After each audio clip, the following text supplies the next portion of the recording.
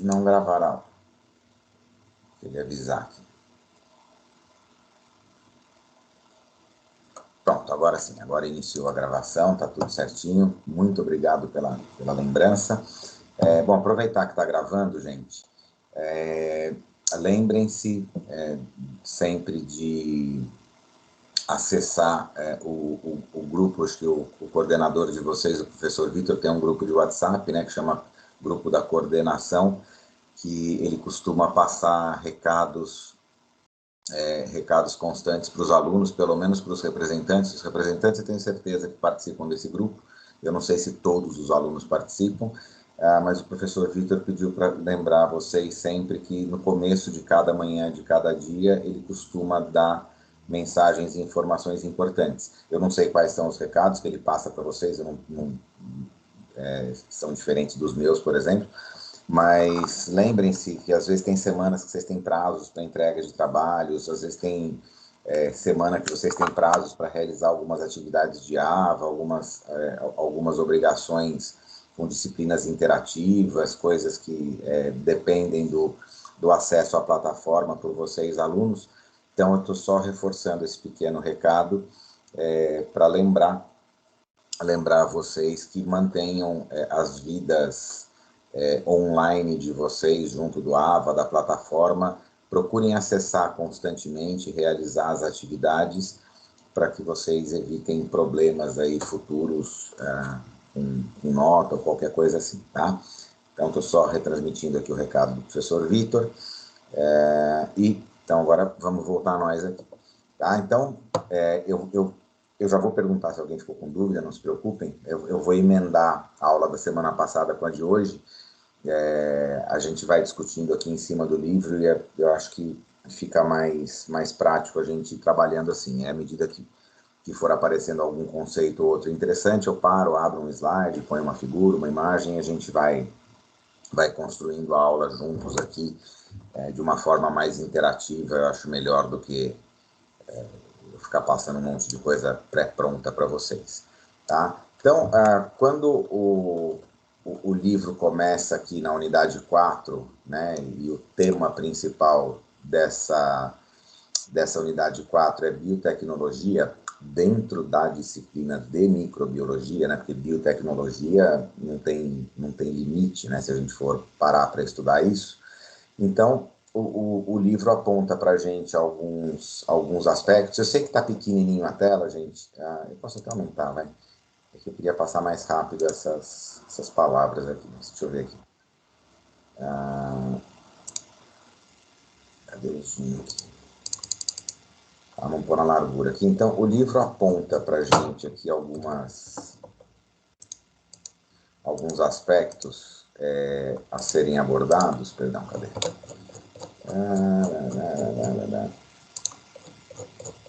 Tá?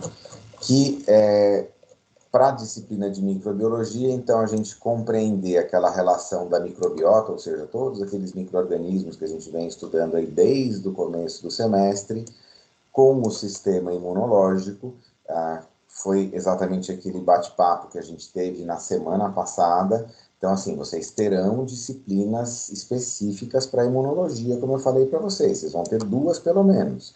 Que uma delas é a imunemato, que é a disciplina onde vocês vão ver a imunologia fisiológica, básica, a imunologia funcional normal do organismo. E mais para frente do curso, depois, vocês fazem uma disciplina de imunologia clínica, que é mais voltada para diagnóstico laboratorial, doenças, então voltada para a clínica do paciente, para a clínica laboratorial, que vai ter uma relação um pouco mais prática com o dia a dia do biomédico, tá?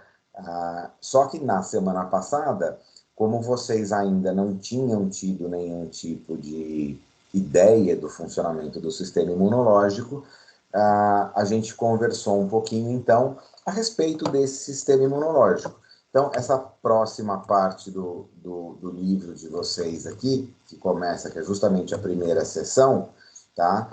Ele vai fazer aquela passagem que a gente fez daquela correlação da microbiologia com o sistema imunológico.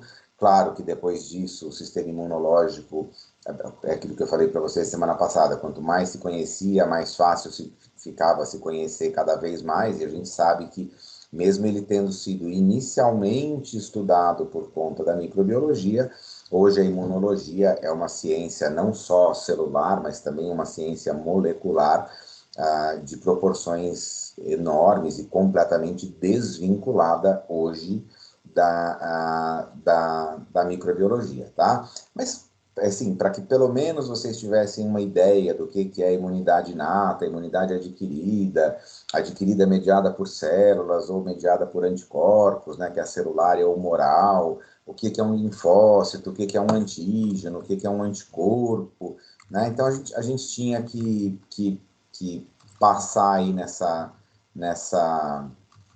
primeira sessão sobre todos aqueles pontos da resposta imunológica. E foi isso que a gente fez na semana passada, procurando fazer, então, essa ponte aí, essa união, essa ligação da microbiologia com a imunologia, e também porque já na semana passada a gente começou a entender que a imunologia sozinha não vai resolver todo e qualquer tipo de teste, mas ela pode também participar junto como ferramentas de biotecnologia, e a gente pode ter, então, eventos tecnológicos, biotecnológicos, tirados, inclusive, em cima da própria resposta imunológica. Tá? Então, a ideia inicial, basicamente, foi essa que a gente teve na aula passada. Tá? Então, hoje, a gente vai partir para a sessão 2, né? Nós vamos continuar aqui o passo a passo do livro, e a gente vai falar efetivamente o que é biotecnologia, qual o papel da biotecnologia na ciência atual. Tá? Esse livro especificamente que a gente está seguindo aqui, ele é um livro, como é um livro de microbiologia básica, ele acaba sendo utilizado para várias áreas do conhecimento. Então, qualquer área de saúde, não só de saúde, ou que trabalhe com biotecnologia, acaba utilizando conceitos básicos desse livro. Então, ele vai trazer nem todos os exemplos aqui são exemplos voltados para o dia a dia da biomedicina, mas eu acho interessante também a gente ver as possibilidades que existem dentro da própria biotecnologia em outras áreas do conhecimento. Então, biotecnologia é muito utilizado em indústrias de alimentos, em indústria farmacêutica, em produção industrial, em meio ambiente. Então, assim, existe aí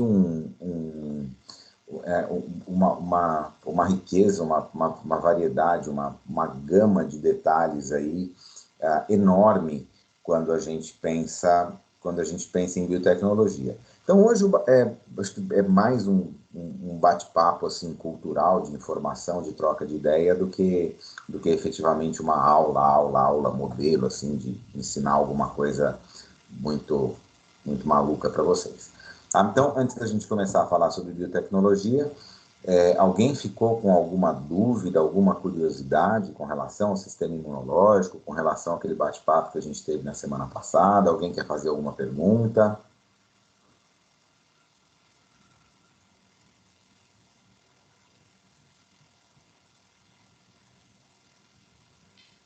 Pra mim tá de boa.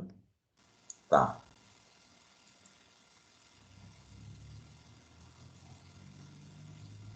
Vocês sabem que eu, enquanto professor, fico preocupado quando a gente diz assim, ninguém tem dúvida, todo mundo fala assim, não.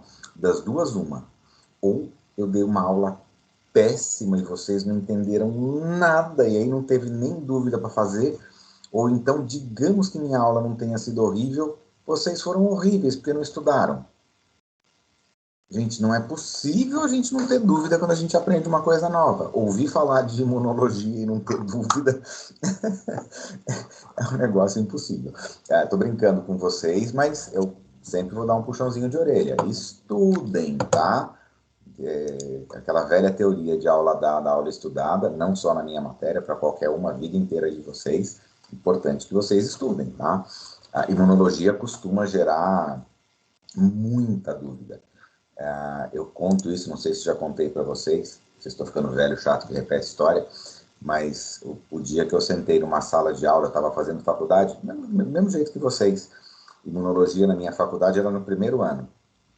Claro que não era semestral, né, gente? Eu sou velho, né? Curso semestral é moderno. Então a matéria era o ano inteiro. Então sentei na sala de aula na imunologia lá, o professor entrou, deu aula tal. Uma aula inicial, introdutória, uma aula curta, rápida, foram 4 horas de aula teórica. Para dizer, a imunologia é isso, o cara ficou lá 4 horas falando. Começou 8 horas da manhã, a gente saiu para almoçar meio-dia. Eu saí da sala, aluno novo, garoto, assustado, estava lá com 17, tinha acabado de fazer 18 anos, era molecão. Saí assustado, pensei assim, acho que eu sou burro, porque fiquei 4 horas aqui e não entendi uma palavra do que esse maluco falou. Essa foi a minha primeira reação quando eu assisti uma aula de imunologia. Depois eu me formei em odontologia sem saber o que era imunologia. Eu não entendi nada. Depois que eu virei professor de imunologia, 3 anos depois que eu estava dando aula de imunologia, que começou a fazer sentido na minha cabeça. Então, assim, se vocês tiverem dúvidas, tirem as dúvidas de vocês, tá? Não se acanhem, não deixem de perguntar, tá?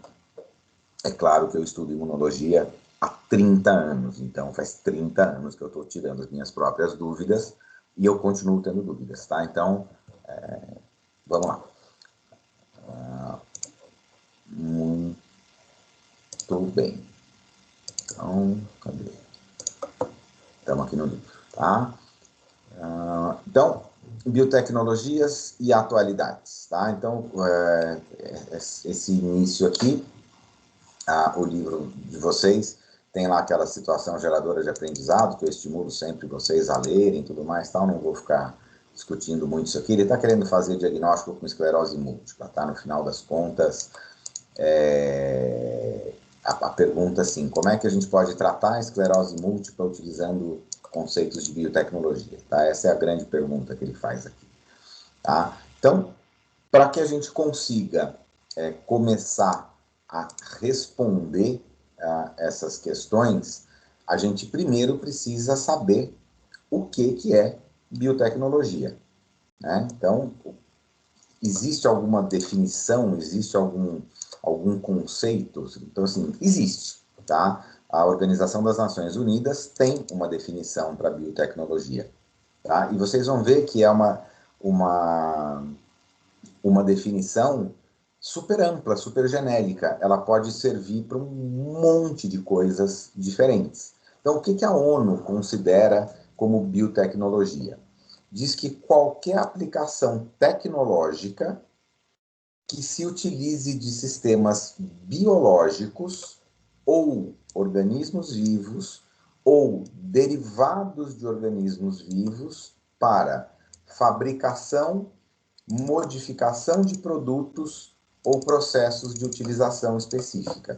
Então, gente, mais genérico do que isso, tá? Então, são processos tecnológicos que podem ser utilizados para fabricação, modificação, criação de qualquer produto que tenha qualquer utilização específica. Você, mas professor, que loucura, então qualquer coisa pode ser biotecnologia? Pode. Por exemplo, um derramamento de petróleo no oceano.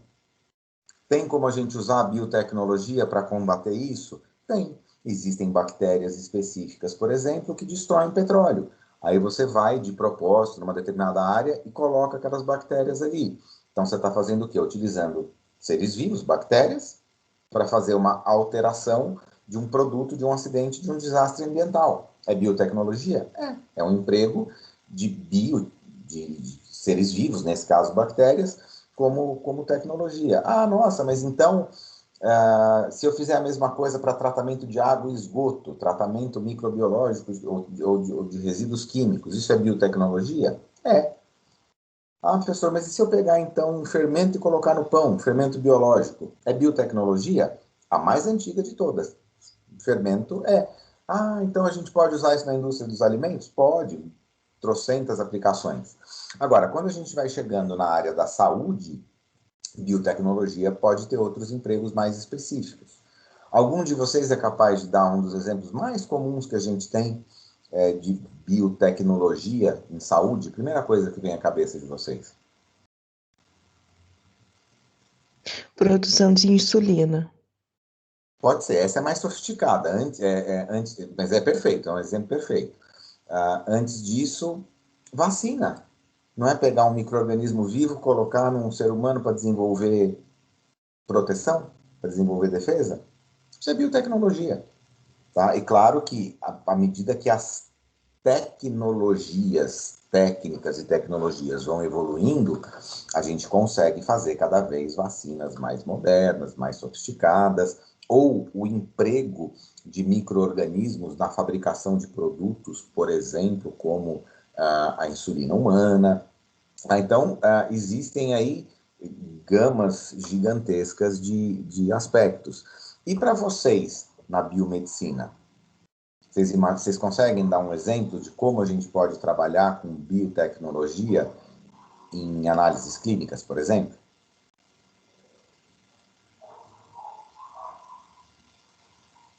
Eu tenho certeza que vocês não estão aqui para aprender a fazer fermentação de pão, né, gente?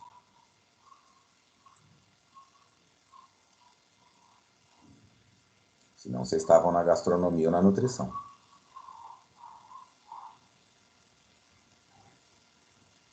Vamos, estou esperando alguém dar uma ideia.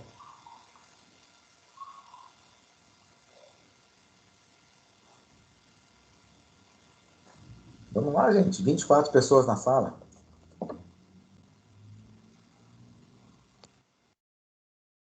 Na genética, professor? Em clonagem, em modificações de gene?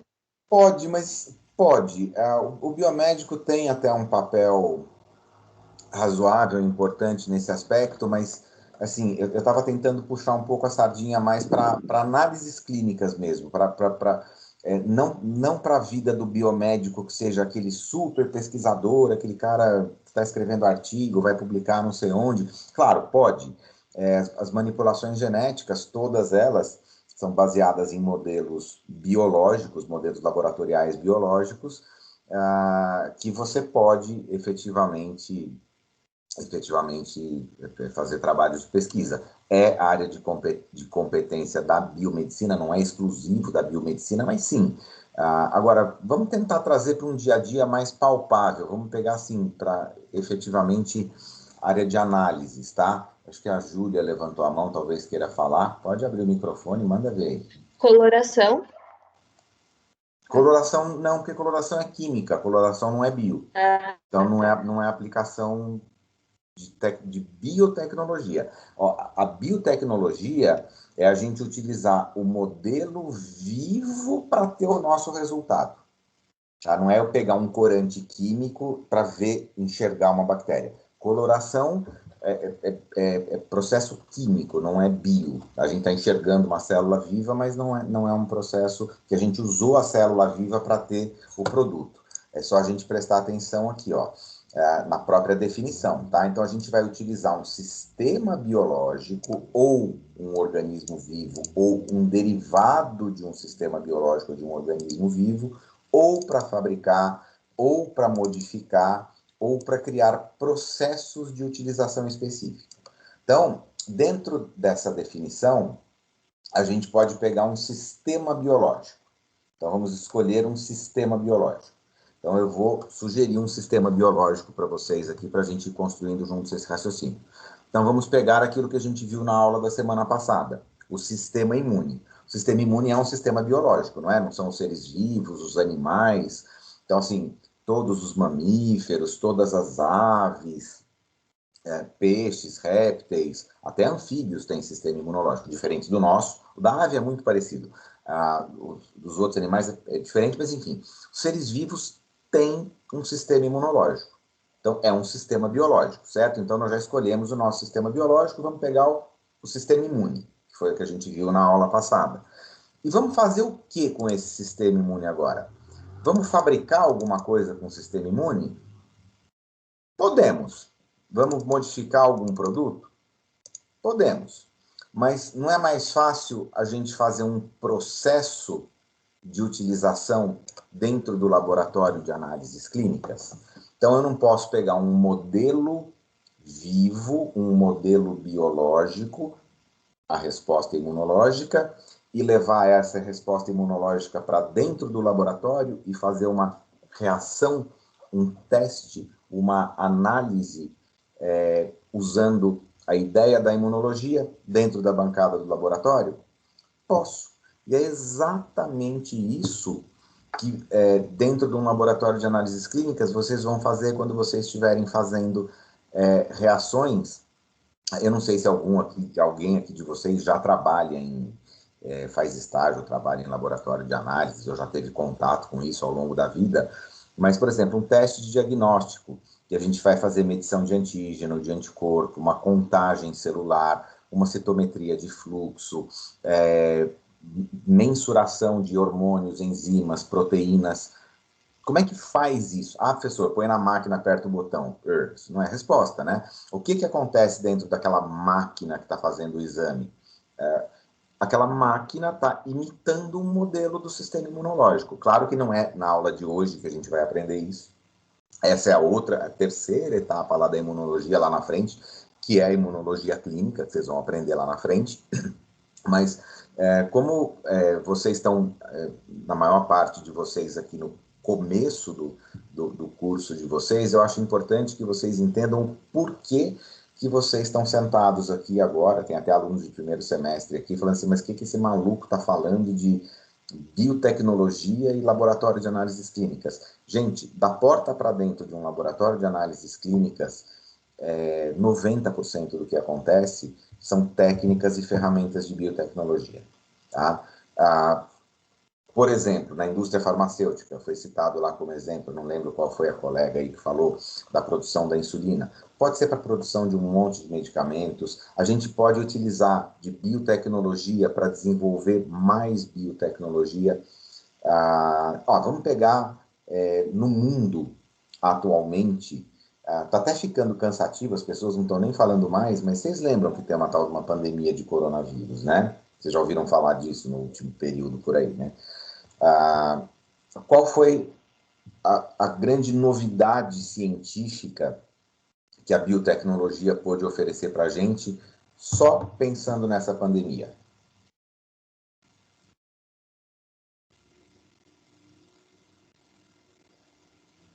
A criação da vacina? A criação das vacinas no plural. Se vocês forem pessoas razoavelmente curiosas, deem uma procurada na internet em quais são os princípios, quais são os modelos, o que baseia as diferentes vacinas que a gente tem. Porque a gente tem vacinas que são feitas com organismos atenuados, porém vivos, a gente tem vacinas que são feitas com organismos mortos, a gente tem vacinas onde é feita manipulação genética de um vírus, coloca dentro de outro, e o outro vírus vai ser utilizado como um vetor. Então, o que a biotecnologia ofereceu para a gente agora, especificamente no Covid, durante essa pandemia? O desenvolvimento de vacinas completamente diferentes, onde o mundo tem servido como um grande laboratório de pesquisa, porque deu pandemia, autoriza a vacinação no mundo inteiro, então testa a vacina do Oxford, testa a vacina que é a da AstraZeneca, testa a Coronavac, fabricada hoje aqui no Brasil pelo Butantan, testa a vacina da Janssen, que foi desenvolvida nos Estados Unidos, lá na Johnson & Johnson. Cada uma dessas vacinas, ela é feita por um processo de biotecnologia diferente. Tá? Então, então nem todas as vacinas são iguais? Não, elas são todas diferentes. Tá? E, honestamente, essas vacinas estão sendo feitas nas pessoas sem saber se elas funcionam ou não. Tá? Acredita-se que mal elas não façam. Então, mal não é para elas fazerem. Agora, qual é o grau de funcionamento de eficácia? Só depois que você vacinar a população. Então, hoje a gente está sendo um laboratório de pesquisa. O planeta Terra inteiro hoje é um laboratório de pesquisa para a indústria farmacêutica e indústria de desenvolvimento de vacina. Então, imagina depois de uma pandemia dessa, vai se concluir, a vacina que mais deu certo foi a que usou essa tecnologia. Isso passa a ser uma descoberta importante. Através de uma tragédia, tá? Não tô dizendo aqui que a pandemia do Covid é boa, não. Horrível. Vocês sabem, inclusive, que eu fiquei doente, horroroso.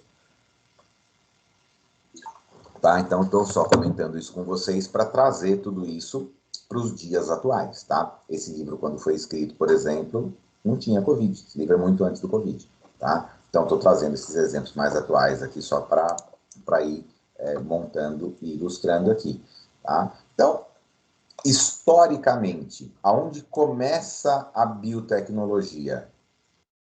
Junto da agricultura, tá? Então, primeira vez que se manipulou um modelo biológico para obtenção, por exemplo, de alimento, é a agricultura. Tá? Então, se a gente for pensar na agricultura, a agricultura é biotecnologia. Tá? Claro que não é a biotecnologia que interessa para o biomédico, ela interessa para o engenheiro agrônomo, enfim, para outras áreas da ciência. Mas a agricultura, tudo que se faz em agricultura é biotecnologia, são modelos vivos, são modelos experimentais que você vai modificar um processo para ter algum ganho, qualquer que seja esse processo. Tá? Depois disso, a indústria alimentícia e as coisas mais simples, como os processos de fermentação que eu comentei com vocês. E a partir da fermentação, e isso é bíblico, ainda bem que Jesus transformou água em vinho, então tá tudo certo, podemos tomar nosso vinho sossegado aí. Tô brincando, tá, gente? Pelo amor de Deus, eu não faço nunca nenhum tipo de referência religiosa em meio de aula. Isso é piadinha só, tá? Mas, de qualquer forma, o que a partir do processo de fermentação dos carboidratos a gente pode obter? Formação de gás, então tem fermento, aí faz o pãozinho fofinho, ou então, obtenção de álcool, tá? E aí tem, historicamente, a cerveja vem antes do vinho, né?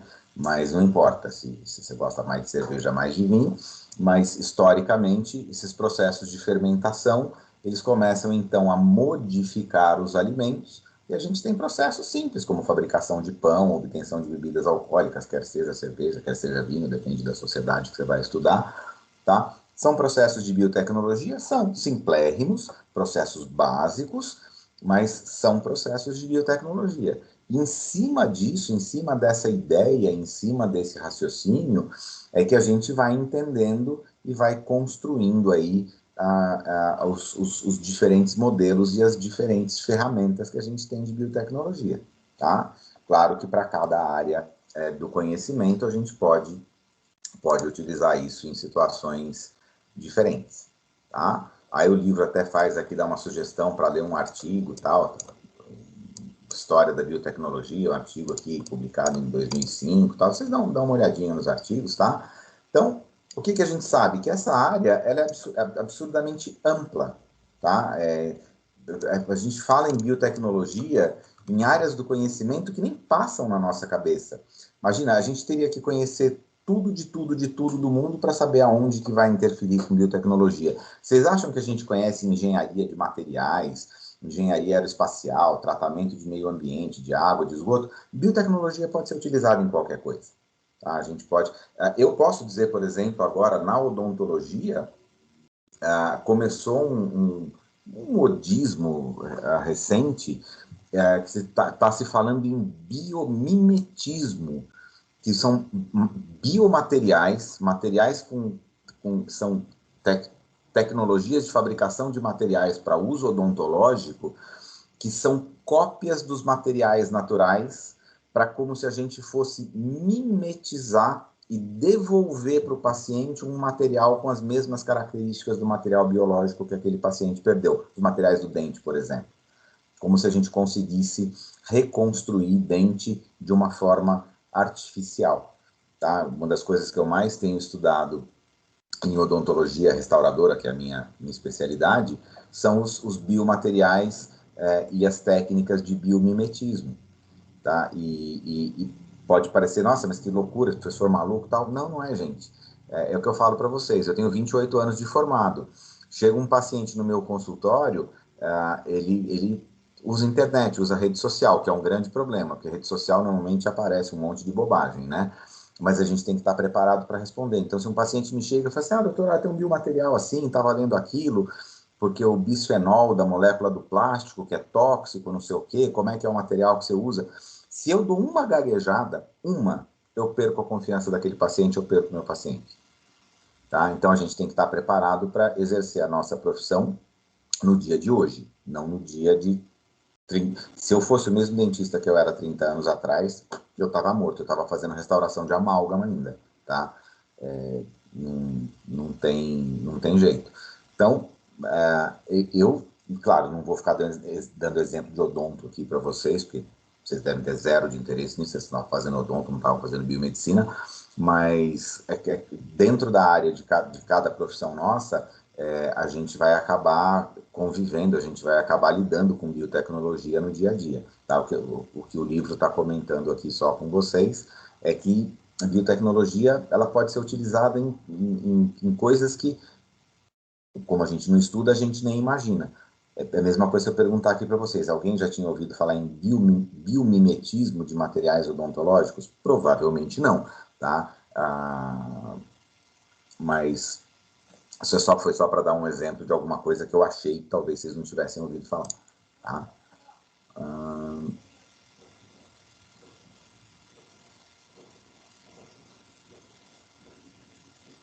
Aqui, então, uma área ampla pode ser aplicada em coisas que nem imaginamos. Falei do biomimetismo do dente para não ficar repetindo o mesmo exemplo do livro. O exemplo do livro aqui ele vai falar do adoçante, quer ver? Lá, os aminoácidos do adoçante. Esse exemplo é super tradicional.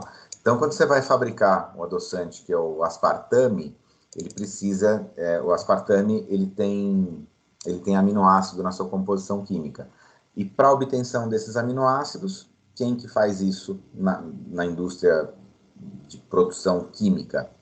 Micro-organismos, tá? Então a gente usa micro-organismos, a gente pode usar fungo, pode usar bactéria, que produz o aminoácido, você purifica o aminoácido e fabrica o adoçante com um aminoácido. É um processo de biotecnologia? Claro que é, utilizado na indústria alimentícia, na indústria de adoçante, tá?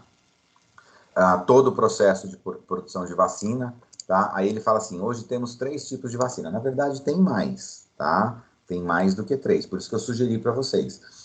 Peguem carona agora no Covid e vejam os diferentes tipos de vacina, qual tecnologia é utilizada de fabricação. Tá? Tem mais do que 3 processos de fabricação de vacina, não são só esses 3. Tá? E talvez uma das mais interessantes para vocês aprenderem, não estou dizendo que seja melhor ou que seja pior para usar, não estou dizendo que é para pôr no braço, tá? Estou dizendo que para vocês entenderem que uma das mais legais é a tecnologia da vacina da AstraZeneca, que é desenvolvida em Oxford. Tá? Como biotecnologia, talvez seja a mais interessante. Tá? E agora aqui no Brasil estão fazendo de monte, porque parece que tem pouca Coronavac, está sobrando a AstraZeneca, estão usando um monte nas pessoas essa vacina. A ideia da construção dessa vacina é maravilhosa, a ideia. Tá? Não estou dizendo que a vacina é boa ou ruim, mas a parte de biotecnologia é linda. Tá?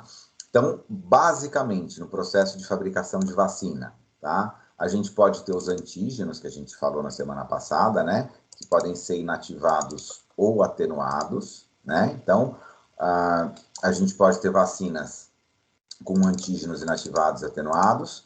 A origem desses antígenos pode ser de outro tipo de hospedeiro que não o homem. Então, o que é a vacina da tuberculose, por exemplo? A vacina da tuberculose, por exemplo, pega uma bactéria que causa uma doença no gado bovino, que é o Mycobacterium bovis, ela causa tuberculose bovina, tá? Porque essa é uma das primeiras vacinas que foi desenvolvida, que foi inventada, não sei se vocês sabem como é que é a vacina da tuberculose, mas é simplesmente pegar a bactéria que causa a doença e injetar na pessoa. Claro que a gente não pode pegar a bactéria que causa a tuberculose no ser humano e injetar no ser humano, senão a gente não está dando vacina, a gente está dando doença. Então, os pesquisadores lá, o Calmette e o Guerin, que desenvolveram essa vacina em 1800 e bolinha, eles isolaram essa bactéria, que é o Mycobacterium bovis, que é uma espécie diferente da mesma família da bactéria da tuberculose. Eu comentei do BCG com vocês, né?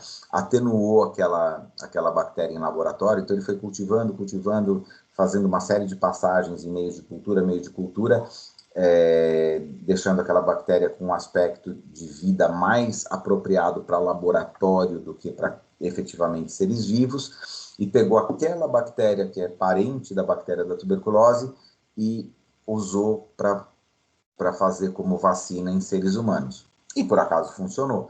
Então, o que é isso? É uma bactéria viva. Então, você pegar uma bactéria viva, que foi atenuada no laboratório, injeta na pessoa e isso é uma das formas da gente fazer vacina. Ah, professor, mas e se eu quisesse pegar a bactéria da tuberculose, matasse ela e usasse a bactéria morta? Podia fazer isso? Podia também. Tem vacinas que são feitas dessa forma. Você pega o micro-organismo que causa a doença e mata aquele micro-organismo e faz a vacina com o micro-organismo morto. Mas assim, professor, mas eu não quero pôr o micro-organismo, nem vivo, nem morto. Eu quero pegar só o antígeno, só um pedacinho dele. Posso fazer isso? Posso fazer isso. Não tem problema nenhum. Mas professor, não, mas eu não quero pôr o antígeno. Eu quero pegar o material genético do micro-organismo que causa a minha doença e quero colocar o DNA daquele bicho dentro da pessoa para fazer vacina. Posso fazer isso? Posso. Eu isolo o material genético, coloco dentro de um outro envoltório de material genético e posso utilizar um vetor para levar esse material genético para dentro das células do meu hospedeiro. Posso fazer isso? Posso. Tá? A vacina de Oxford é assim que funciona. Tem um vetor viral que leva o RNA do coronavírus para dentro da gente. Tá? Então, leva pedaços específicos de RNA. Tá? É um vetor viral. Então, é uma tecnologia diferente. Tá? Então, uma das formas da gente trabalhar com vacina. Então, a gente pode fazer vacina com micro-organismos vivos, vacina com micro-organismos mortos, vacinas só com antígeno, vacina com gene, vacina com técnicas combinadas, misturadas. Eu posso pegar o capsídeo de um vírus, colocar material genético de outro, então eu manipular geneticamente micro-organismos para levar isso para dentro de um hospedeiro e utilizar isso como vacina, tá? Então, são ideias aí diferentes que a gente tem, tá? Claro que, além de antígenos, a gente pode ter vacinas com toxinas também, tá? Vacinas com toxinas, normalmente, a gente pode pegar proteínas ou açúcares purificados, polissacarídeos purificados, como, por exemplo, a antitetânica, antidiftérica, a vacina contra a toxina de hepatite B, vacinas para controle de meningite, de pneumonia. Então, o que tem, por exemplo, dentro da vacina antitetânica? É a bactéria que causa o tétano? Não. O tétano é uma consequência do quê? De uma toxina. Então, dentro da vacina tem uma substância que vai imitar a toxina. Também é uma tecnologia diferente de fazer vacina. É biotecnologia? Sim, é biotecnologia. Então, a gente não está levando micro-organismo, a gente está levando uma substância química, mas uma substância química de modelo natural, tá? Não é como se fosse o exemplo da coloração lá, não. Mas é uma substância que imita a toxina que a bactéria do tétano produz, que faz mal para a gente, que causa doença na gente. Então, a gente está fazendo uma vacina com o que a gente chama de um toxoide, uma toxina modificada. Então, a gente está modificando um produto biológico, um produto que a bactéria faz, modifica aquele produto e desenvolve uma vacina em cima disso. E também as vacinas, que eu já tinha comentado com vocês, que a gente pode levar material genético, né? Então, você pode ter informação genética do patógeno, que vai ser responsável pela codificação de um antígeno, de uma produção. Então, a gente pode levar ou o micro-organismo vivo ou morto, ou pedaços dele. A gente pode levar toxinas, pode levar proteínas, pode levar carboidratos, açúcares, isolados e purificados, pode fazer vacina com isso, e a gente também pode levar material genético, tá? E a partir da ideia, por exemplo, de eu conseguir levar material genético para dentro de uma outra célula, surge nos últimos 20 anos, talvez 25 anos, aquilo que será, por exemplo, o futuro da indústria farmacêutica. Alguém aqui de vocês já ouviu falar em terapia gênica? Vocês já ouviram falar essa palavra? Eu não vou perguntar o que é. Eu só estou perguntando se algum de vocês já ouviu falar em terapia gênica. Sim, professor. Quando estava fazendo a pesquisa para o último trabalho que a gente entregou, eu acabei vendo esse termo, mas eu não li sobre. Não tem problema, mas vocês já viram o termo. Então, assim, mais do que um aqui, eu vi que abriu o microfone, falou que sim e tal. Então, assim, o que é terapia gênica? Olha que coisa maluca, olha que coisa interessante. Imaginem se eu conseguisse, e hoje já se consegue, pelo menos em modelos experimentais, não tem isso para comprar ainda para a população usar, mas em laboratório já se faz isso. Então, você consegue fazer uma sonda de DNA, é tudo enzimático, é tudo biotecnologia, tá? Então, você consegue fazer uma molécula que reconhece um gene e verifica para ver se aquele gene está certo ou se ele tem alguma mutação. E junto dessa molécula vem uma outra que, se tiver a mutação, ela conserta a mutação dentro de uma célula viva. Então, olha que loucura você pegar, fazer uma molécula que vai dentro da célula doente, reconhece o gene, acha o erro e conserta esse erro. Dá para fazer isso? Dá. Tem para comprar? Ainda não. Você pesquisa, mas já está se trabalhando. O que vocês acham que dá para a gente na indústria farmacêutica? Que tipo de remédio, cura para que tipo de doença a gente consegue fazer com isso? Doenças genéticas. E também aquelas que vêm de mutação. Qual a doença mais comum que tem com mutação? Câncer. Câncer, gente. Cura do câncer vai vir disso. Tá? Doenças genéticas é um pouquinho diferente, porque isso a gente consegue consertar pedacinhos pequenos de DNA. A gente não vai arrumar, por exemplo, a síndrome de Down com isso. Tá? Não tem como arrumar uma trissomia. Então, uma alteração genética cromossômica grande ainda não dá para mexer desse jeito. Mas alterações genéticas pequenas, por exemplo, algumas doenças autoimunes, tem pessoa que produz insulina de baixa eficiência, porque o gene da insulina daquela pessoa faz uma insulina pouco eficiente. Aí você vai lá, conserta aquela insulina. Tem algumas pessoas que podem ter deficiência na produção de uma proteína e tem lá um hemofílico que não faz um fator de coagulação, porque dá um problema, em qualquer um dos fatores da coagulação lá. Não faz um determinado fator, a pessoa fez hemofilia.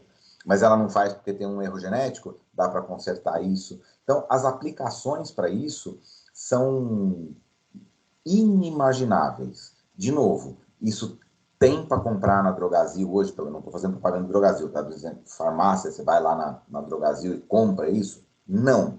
Agora, existem modelos experimentais disso? Sim. Há mais de 20 anos que a indústria farmacêutica vem trabalhando em cima disso.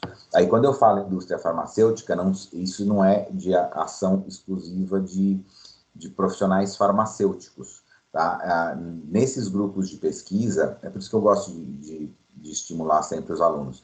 Nesses grupos de pesquisa, normalmente quem puxa, quem traz a biotecnologia, que eleva o nível desses processos de biotecnologia, são os biomédicos.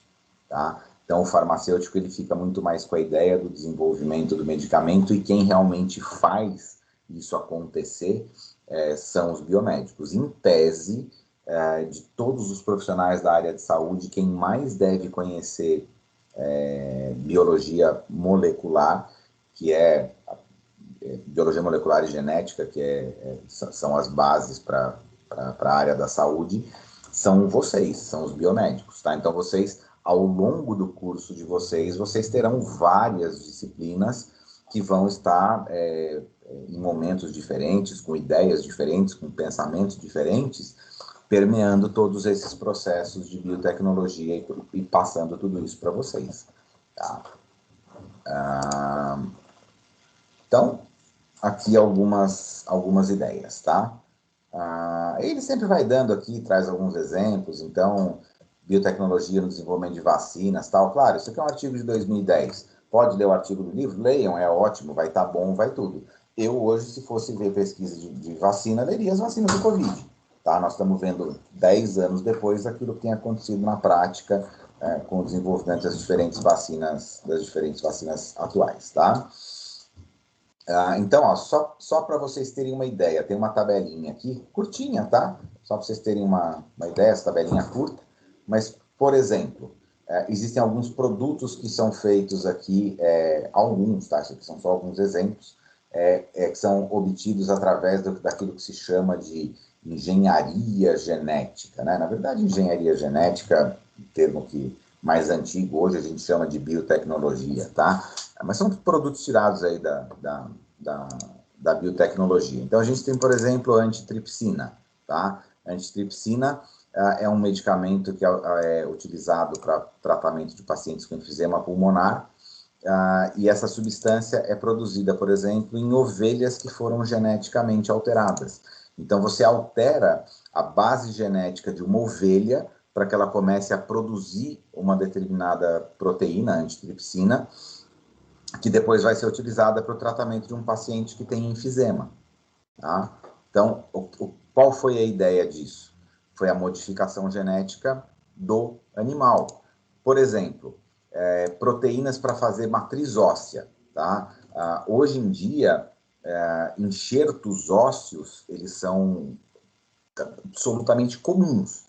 E enxerto ósseo não significa que você vai pegar o osso do indivíduo A, cortar um quadradinho e colocar no indivíduo B. Pode fazer isso, tá? Existe enxerto ósseo com banco de osso humano, banco de osso animal. Só que não é mais fácil a gente, em vez de ter que ficar mantendo um osso humano, um osso com potencial de estar contaminado, um tecido vivo, não é mais fácil se eu conseguir sintetizar isso em laboratório? Muito mais fácil eu conseguir sintetizar em laboratório. Então, o que a indústria consegue fazer? A gente consegue induzir formação de tecido ósseo, tá? Produzidos em cultura de célula. Então, ao invés de você pegar osso de um indivíduo para colocar no outro, você pega dentro do laboratório uma garrafa de cultura de célula, enche de célula ali dentro, coloca um gene dentro daquela célula, que é um gene que vai produzir uma matriz óssea, e dentro da garrafinha de cultura de célula é produzido osso. Aí você tem um osso que foi produzido por uma célula dentro de um laboratório. E você usa aquele osso, isso se utiliza hoje, tá? Isso são produtos de utilização comercial. A gente compra e usa, tá? Existe uma empresa que faz enxertos ósseos, uma empresa grande. De novo, gente, não estou fazendo propaganda, não tenho vínculo, não tenho nada. Estou só trazendo um exemplo real que eu conheço do meu dia a dia. Uma empresa que chama Bios, uma empresa americana que é líder de mercado nesse tipo de tecnologia. E a gente compra e faz enxerto ósseo. Aqui em consultório, gente, eu uso o osso da Bios aqui no meu consultório. Tá? Eu não sou cirurgião, não sou eu que uso, tem meu sócio que faz cirurgia, mas a gente compra esses ossos sintéticos, biotecnológicos, e a gente coloca na boca do paciente. A gente faz isso, é caro, tá? Não é uma coisa, não é odontologia de SUS isso, mas a gente faz isso. Esse ano agora de 2021, só nesse ano, no começo do ano, nós já tivemos 2 cirurgias de enxerto ósseo com osso geneticamente modificado, produzido em cultura de célula. Aqui em Taubaté, gente, aqui na Independência, aqui do lado da escola de vocês, tá? Então, são coisas que a gente faz no dia a dia, tá? Então, muitas dessas proteínas morfogenéticas ósseas a gente usa, isso compra, tá? Por exemplo, vacina contra o câncer cervical, tá? São proteínas de vírus produzidas por um fungo, tá? Então, a gente pega lá o Streptomyces cerevisiae, coloca o gene do vírus dentro do fungo, e aí o fungo começa a produzir a proteína do vírus. Só a vacina contra o câncer cervical? Não, tem um monte de vacina que é feita assim. Vacina da hepatite B também, tá? O antígeno da hepatite B também é produzido por um fungo. Mas um monte de vacina que é feita assim. Tá? Mas tem vacina do coronavírus que é assim também? Algumas também. Antígenos do Covid produzidos por fungos e por bactérias. Tá? Há o exemplo da insulina, que talvez seja um dos mais comuns, né? A gente pega o gene da insulina humana, coloca dentro de um plasmídio, que a gente aprendeu lá no começo do nosso curso, pega esse plasmídio, põe dentro da bactéria mais sem vergonha do planeta Terra, Escherichia coli. E aí, de repente, você põe aquela bactéria numa plaquinha de laboratório e ela tem o gene da insulina dentro dela. Ela vai produzir insulina? Vai. A bactéria nunca vai ser diabética. Piada, tá, gente? Bactéria usa insulina para alguma coisa? Não usa para nada. Mas o gene está ali dentro. Ela não vai saber se ela precisa produzir aquilo ou não. O gene está ali, vai fazer insulina. Então, você põe um monte de bactéria, que é um negócio facílimo de cultivar, de baixíssimo custo, baixíssima manutenção, barato, super barato de manutenção em laboratório, super barato, mais caro do que fungo. O fungo é mais barato ainda, o fungo é mais sem vergonha que bactéria ainda, mas para insulina usa mais bactéria do que fungo. Coloca o gene da insulina dentro da bactéria e a bactéria começa a produzir insulina. Você pega aquela insulina, purifica aquilo, põe no tubinho de ensaio, põe na farmácia e vende pra gente. Ah, insulina humana. Por que ela é humana? Porque o gene que foi colocado dentro daquela bactéria é o gene humano. Então, a insulina que vai ser produzida, a molécula, vai ser idêntica. A sequência de códons ali, a sequência de bases genéticas, as adeninas, timinas, citosinas e guaninas, a molécula de DNA foi tirada do humano, colocado dentro da bactéria. O produto é insulina idêntica à humana. Dá para fazer outras proteínas com essa mesmo tipo de tecnologia? Sim, dá para fazer várias outras proteínas, tá? É o que eu falo para vocês, a gente tem que tomar cuidado, porque insulina, sim, ok, mas a insulina é um exemplo de uma proteína que a gente pode fazer desse jeito, tá? As descobertas vêm assim, bom, já que dá para fazer insulina, vamos ver se eu consigo fazer tal coisa. E você trabalha e começa a desenvolver novas linhas de pesquisa justamente em cima dessas descobertas anteriores. Isso aqui, gente, anticorpos monoclonais, isso aqui, vocês podem ser aquele biomédico mais básico da vida de vocês. O que você faz? Primeiro, pensou no biomédico, laboratório de análises clínicas. Não estou dizendo que não seja importante, é importantíssimo, porém, é aquela coisa assim, arroz com feijão da biomedicina, laboratório de análises clínicas. Entrou no laboratório de análises clínicas, fez uma reação de aglutinação, fez lá um ELISA, fez uma imunofluorescência, uma imunistoquímica, uma citometria de fluxo, que são os testes do dia a dia, assim, é o arroz com feijão da biomedicina. Os reagentes, muitos deles, ou são antígenos ou são anticorpos. Então, o processo de desenvolvimento de todos os testes é biotecnologia. E o processo de fabricação dos reagentes que são utilizados nesses testes também é biotecnologia. Um é biotecnologia para diagnóstico e o outro é biotecnologia para fabricação do kit diagnóstico. Tá? Então, vocês vão trabalhar não só com anticorpos monoclonais, mas com anticorpos policlonais também, como reagentes de trocentas reações. Professor, não estou entendendo nada. Dá um exemplo mais prático para mim. Em algum momento da vida de vocês fizeram aquela história de tipagem sanguínea, que pega uma gotinha de sangue e mistura com um líquidozinho para ver se aglutina ou não aglutina? Sim. É exatamente isso, tá? Aquela gotinha que vocês colocam para aglutinar o sangue tem anticorpo dentro. Tá? A fabricação daquela gotinha é do que eu estou falando. Tá? Então, aquilo é um teste laboratorial. 90% dos testes laboratoriais que vocês fazem em análises clínicas usam a mesma ideia. Aparelhos diferentes, gotinhas diferentes, jeitos de ler diferentes, mas a ideia é a mesma. É juntar antígeno e anticorpo. Quando tem a reação, a gente identifica aquela reação. Tem 1000 jeitos de enxergar isso. Tá? A gente pode enxergar isso de várias formas diferentes. Mas, gente, honestamente, essa ideia do antígeno ligar com o anticorpo e a gente visualizar isso para interpretar um resultado é toda a imunologia clínica. Então, aquela imunologia que eu falei para vocês lá na frente, vocês vão aprender as técnicas do parará, é só entender que antígeno liga com anticorpo, foi aquilo que a gente conversou um pouquinho na semana passada, antígeno liga com anticorpo e a gente enxerga isso no laboratório. Essa ideia gerou diagnóstico de análises clínicas. A profissão de vocês vem de biotecnologia. A biomedicina vem muito forte da biotecnologia. Ela cresce muito junto com biotecnologia. Tá? E claro, pode sair da saúde, pode ir para a agricultura, pode ir para a indústria de alimento, pode ir para a indústria química, pode ir para a biomineração, a biorremediação, tá? E aí, gente, também, assim, produção de manteiga, de pão, de queijo, de shoyu, de shofu, de tofu, de baragega, tá um monte de situações aqui que a gente pode trabalhar com processos de biotecnologia.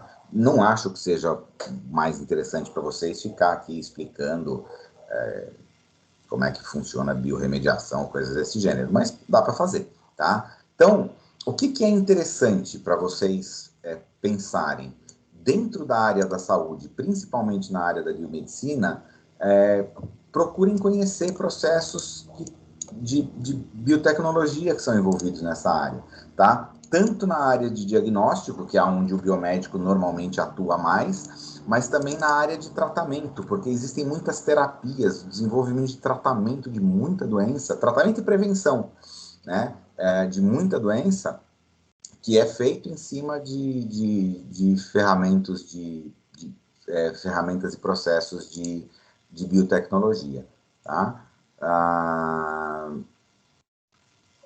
Bom, a Arca de Noé...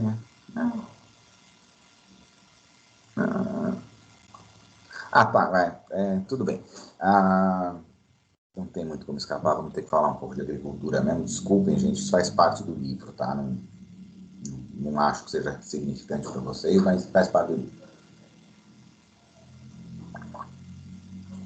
Bom, faz agora algum sentido para vocês a ideia da biotecnologia?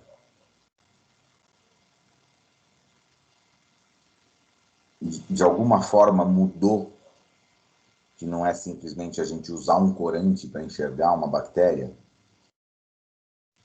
Não que a ideia fosse ruim, mas é mais no sentido de vocês entenderem que na biotecnologia a gente está usando processos biológicos para obtenção de qualquer coisa que a gente queira, tá?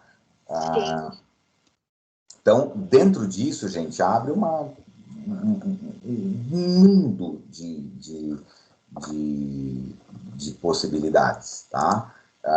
E, de novo, eu, Guilherme, agora ser humano, eu estudo muito mais biotecnologia voltada para biomateriais de odontologia, e nem da odontologia inteira, é daquilo que eu faço mesmo, que é odontologia estética. Eu trabalho com dente mesmo, eu sou dentista de dente. Não sou dentista de injetar botox na cara dos outros. Nada contra, acho super bonito, só não é o que eu faço. Então, se vocês me perguntarem o que eu acho bacana de biotecnologia, são os biomateriais que estão aí, têm mimetizado, imitado as estruturas do dente, tá? E os últimos congressos todos, inclusive agora nessa pandemia, graças a Deus a gente ficou meio que trancafiado, eu tive muito mais tempo para estudar, estudei que nem um maluco. Eu assisti um congresso esse ano, um congresso internacional que foi ministrado no Japão, um congresso de uma semana, eram 4 horas de palestras todos os dias. Eu assisti durante a pandemia sobre biomateriais e biomimetismo na odontologia.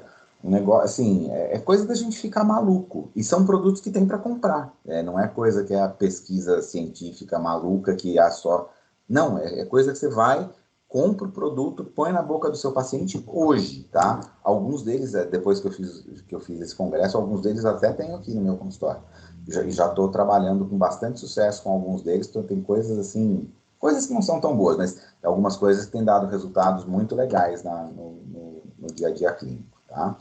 Então, por exemplo, tá? Eu acho bonito a gente estudar isso dentro da nossa área de interesse. Então, dentro da biomedicina, vocês vão escolher aí os temas relevantes para a profissão de vocês, e é importante que vocês estejam sempre atualizados, sempre antenados aí, e eu falo isso para que vocês sempre se destaquem como profissionais, para que vocês não sejam apenas profissionais, mas que vocês sejam os melhores profissionais. É importante que vocês estejam antenados aí, porque é o que eu falo, fazer faculdade é um passo monstruoso, é importantíssimo, muda a vida da gente. Agora, fazer faculdade e parar de estudar é suicídio profissional, tá? A gente, é o que eu falo, quanto mais a gente aprende, mais a gente vê que a gente precisa aprender mais. Então, assim, estudar vocês não vão parar nunca, tá? Isso que vocês estão achando chato de fazer comigo hoje, depois que vocês estiverem formados, vocês vão pagar caro para outras pessoas estarem falando as mesmas coisas para vocês ouvirem nos cursos de atualização e de especialização, quer sejam online, presenciais, do jeito que for, tá? Essa chatice, esse bate-papo que hoje, nessa quarta-feira de manhã, vocês estão achando chato, daqui 4, 5, 6 anos vocês vão estar pagando caro para ouvir a mesma coisa, a mesma conversa, tá?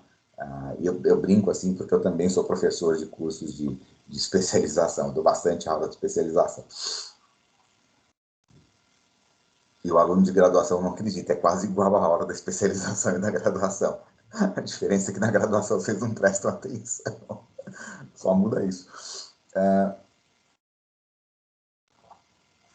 Então tá aqui, ó. Eu não sei se já ouviram falar no projeto Arca de Noé, isso aqui é antigo mesmo, tá? Começou em 2008. Se não me engano, gente, é na Noruega que foi construída essa Arca de Noé. Me falha a memória, na Noruega. Eles fizeram um celeiro numa região congelada lá nessas terras de Papai Noel da vida aí no hemisfério norte, e eles estão fazendo um banco de sementes onde eles estão, literalmente construíram uma Arca de Noé para vegetais. Então eles estão separando sementes de leguminosas, de plantas, de não sei o que lá, e estão guardando para fazer preservação genética, preservação de DNA dessas amostras, tá? Então, claro que a simples construção de um prédio não é biotecnologia, mas o projeto de você preservar as sementes dessas plantas para guardar esse DNA, esse projeto como um todo é um projeto de impacto na agricultura monstruoso. Então, você imagina você começar a conservar todo tipo de semente que existe. Aqui no Brasil, a gente tem, a Embrapa tem uma coleção monstruosa de amostras de feijão, inclusive feijões que não são brasileiros, tem um monte de feijão africano, asiático, da América do Norte. A Embrapa acho que tem uma das maiores coleções de grãos de feijão do mundo. Inclusive eles participaram fornecendo um monte de amostras aí para esse projeto aí do tal da Arca de Noé. E se não me engano, aqui também tem, não tenho certeza se é a maior ou não, aí eu estou meio que de orelhada aqui, tá? Não vou assinar embaixo que eu vou falar agora, mas eu acho que milho também, que eu não sei se a coleção de milho que tem no Brasil da Embrapa é maior do que a do México é maior do que a do Brasil. Uma das duas é maior, tá? Mas a gente tem também aqui uma coleção de sementes de milho também, que é um negócio absurdamente gigantesco, tá?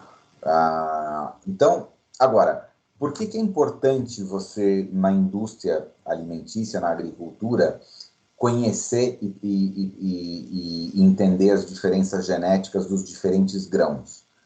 Porque uma vez que você tem todo o mapeamento genético de uma determinada espécie, de um determinado grão, você consegue, e isso sim é fácil, fazer as modificações genéticas nas plantas que vão produzir esses grãos.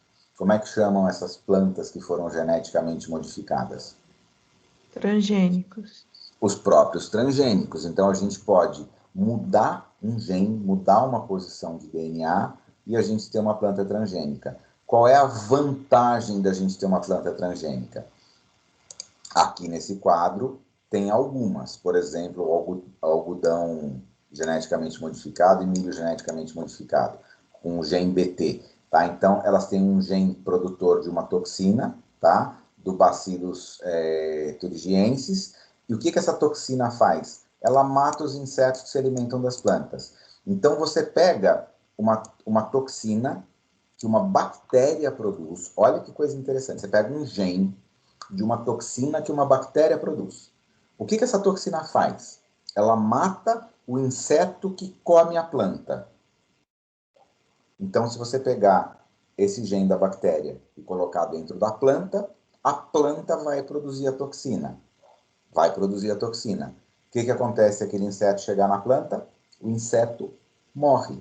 Então, você fez o quê? Você modificou geneticamente uma planta e isso é realidade em lavouras de algodão e de milho. Existem cepas de algodão e de milho transgênicos que têm esse gene para produzir essa toxina Bt do Bacillus thuringiensis. Isso é super comum. E aí você tem uma planta, então, que se torna mais resistente ao ataque daquele inseto. Eu não estou dizendo que isso não tenha consequências ambientais, tá? Porque se o inseto que está se alimentando daquela planta morre, você pode criar problemas de ecossistema ambientais grandes por causa disso. Porque o inseto também participava da polinização, porque o inseto que comia a planta, ele era o alimento do sapo da Patagônia que produz. Tá? Eu não estou dizendo que isso seja bom ou que isso seja ruim, tá? Mas que para aquele produtor que está olhando para o algodão e para o milho e ele está enxergando que para ele produzir aquele algodão e aquele milho, ele não vai precisar gastar dinheiro com inseticida, para ele tá bom. Financeiramente, está resolvendo um problema enorme que ele tinha. Está tornando a lavoura dele, a planta, mais resistente e ele está economizando dinheiro porque não precisa usar inseticida. E ele ainda pode usar a desculpa de que não estou usando produtos químicos, não estou usando agrotóxicos, não estou contaminando, não estou trabalhando com inseticidas tóxicos, tal, tá? Aí vem todo o lado comercial de dar as desculpas e dizer se isso é bom ou se é ruim, tá? Mas modificar geneticamente uma planta, um dos exemplos é a gente colocar, por exemplo, um gene de resistência a uma praga, tá? Tem algum problema se a gente pegar esse milho que foi geneticamente modificado com essa toxina e a gente comer esse milho?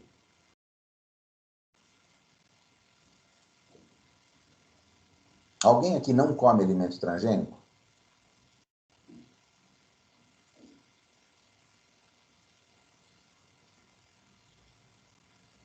Alguém aqui já pensou se comer um alimento transgênico pode fazer mal ou não? Bom, é uma incerteza que a gente tem, né? É tudo muito novo, então a gente não sabe muito bem. Não, você pode não saber porque você não estudou. Desculpa, Joyce, mas isso não é novo. Tem mais de 30, 40 anos que a resposta para essa pergunta é que nem aquela história. Quem veio primeiro, o ovo ou a galinha?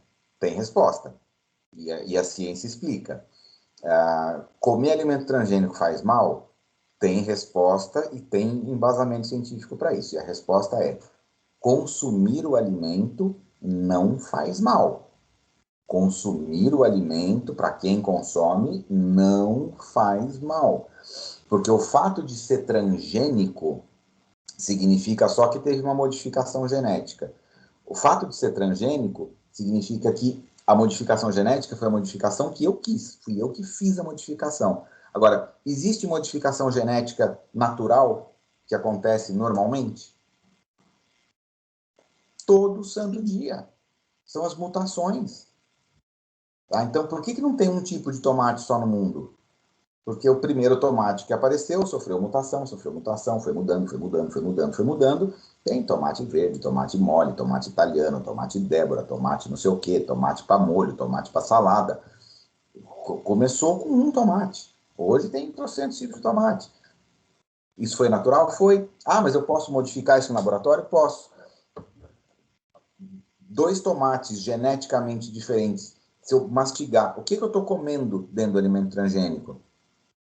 Carboidrato, lipídio, proteína e ácido nucleico. Trocando em miúdo, a sequência de DNA A, T, C, G, G, C, C, T, T, T, A, G, C. Se for escrita no laboratório, se foi escrita por Deus ou se foi uma mutação que aconteceu naturalmente, eu estou comendo adenina, timina, citosina e guanina. Então, para quem ingere o produto, não faz mal. Quais são os perigos do uso dos alimentos transgênicos? Os grandes perigos são os impactos ambientais. A gente pode ter verdadeiros desastres ecológicos, de impactos ambientais monstruosos por conta de lavouras transgênicas, tá? Mas essa resposta a ciência já tem com muita segurança há mais de 25, 30 anos. Tá? Então, deixa eu ver, quando que eu participei de um congresso de biologia molecular em 1990, uns 25 anos, tá? Existia um debate ético muito grande sobre a utilização ou não, o consumo ou não de alimentos transgênicos.